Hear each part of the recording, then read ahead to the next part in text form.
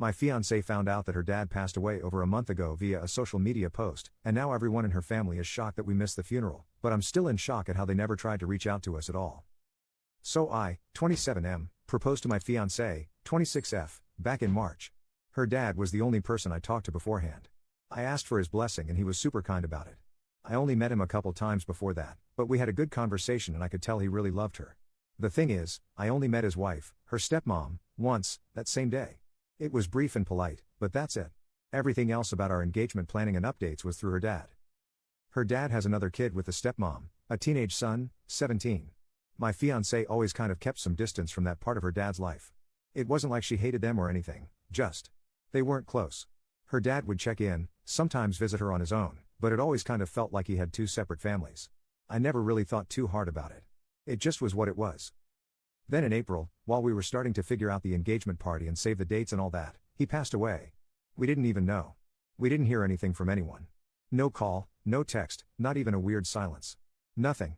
We only found out this week because one of her cousins posted something online about missing him after the funeral and my fiancée texted them like, "What do you mean, the funeral?" And they were like, "Everyone was surprised you didn't show."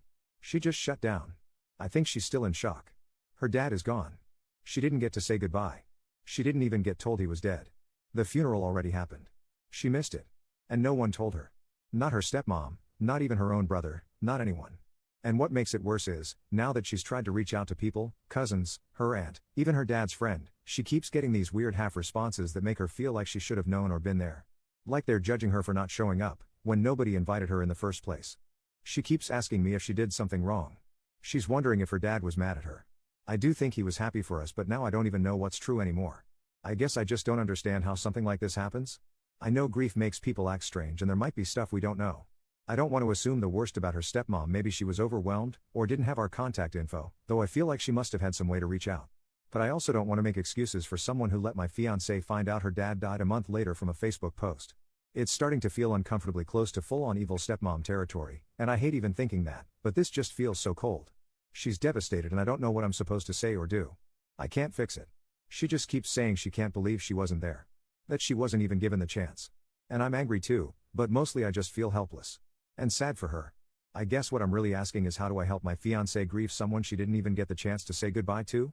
She keeps wondering if her dad was upset with her, or if she missed some sign, and now the way her family's reacting is only making her feel worse. I want to support her without making her feel like she has to perform grief on anyone else's timeline, or carry blame for something that was never her fault. Update 1. We finally found out where her dad was buried, and I managed to get in touch with her half-brother. When I showed her who I thought it was, she panicked and did not want anything to do with it. She still does not know I went ahead and talked to him. To be honest, I expected lies or deflection, but what I got was more frustrating. He was not defensive, just cryptic. He said he knows exactly why her side of the family cut her off and that she knows too. He would not tell me what it was and just kept saying I should ask her because I would not believe him anyway. Then he added, sarcastically, that if she is even capable of telling me the truth, I would already know. He did say he had tried calling and texting her after their dad passed, but she has him blocked on everything. He also said he tried to make sure she was included, but she made it clear a long time ago that she wanted nothing to do with him. He knows she has always hated him just for existing. He ended the conversation by saying he was calling her bluff. That she does not really want anything to do with her dad's side of the family. He even asked, did she ever say she was inviting any of them to the wedding? That part stung a little. I will not pretend to know the full story, but I am starting to feel like this is not a case of one person being awful. It feels more like years of silence and resentment that turned into something cruel. We did get some clarity on the legal side. There probably will not be a fight with the stepmom. The brother told me everything that is needed. We are working with a lawyer, but it will take time. The executor has up to 2 years before probate has to start. Even then, anything she may be entitled to would be split evenly with him, and only applies to accounts that were solely in her father's name. We are not expecting anything substantial, but she deserves to know she was not forgotten. Since real closure is out of reach, we are creating our own. Someone suggested planting a memorial tree. We love that idea. We are currently looking for a good starter tree, and she is going to write her father a letter to bury under it. It is not a solution, but it is something real and peaceful she can hold on to.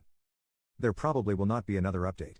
I am realizing that trying to untangle her family's damage might only hurt our relationship. If I want a healthy marriage, I need to protect her peace more than I need to win a fight that was lost a long time ago. Update 2. I've taken time to process everything before writing this, because I wanted to be clear-headed and fair.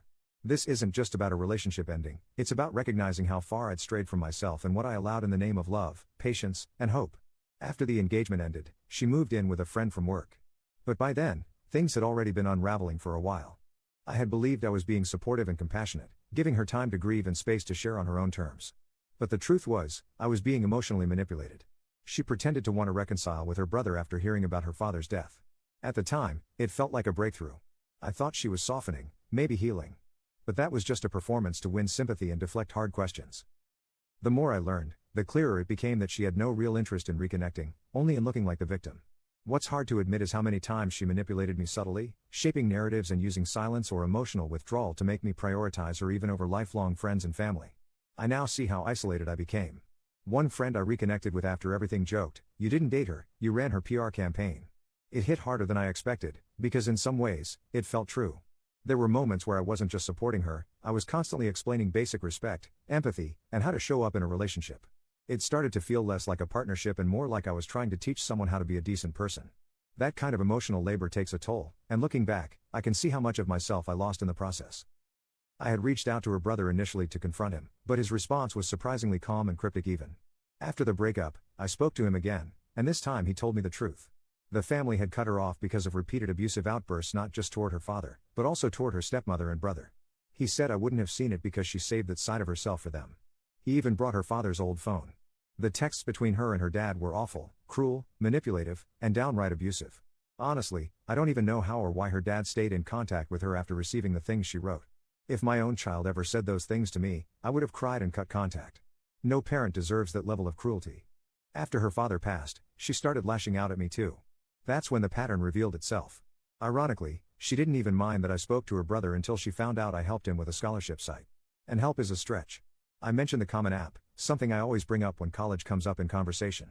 It's not some special effort. I've told my own cousins the same thing. It's a single application site that makes you sound like you know your stuff and gets kids on track fast.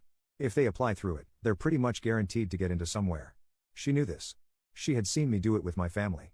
But this time, she twisted it into a betrayal like I'd committed some criminal offense. She realized I had spoken to her brother because I showed her a Reddit post to help her understand where I was coming from. That's when everything shifted. Even then, I didn't end things immediately. I asked if we could slow down and delay the wedding. Instead of meeting me with honesty or reflection, she shut down and turned hostile. Maybe it was her way of pushing me away, but if so, it worked. After the breakup, she kept reaching out, apologizing, saying she'd get help. But I had already asked her to consider therapy earlier in our relationship, and she refused every time. Now that everything has come to light, I can't see myself marrying her, much less raising a child with someone who hides so much, lashes out when cornered, and only offers change when everything is already broken. My family has been nothing but supportive through all of this. My sister is even staying with me right now. She joked that it's for my protection, but honestly, it just feels good to have family around again. For the first time in a while, I feel like myself. So that's it. No more what ifs or excuses. Just the truth, and a fresh start. There won't be any more updates as this account serves no purpose anymore.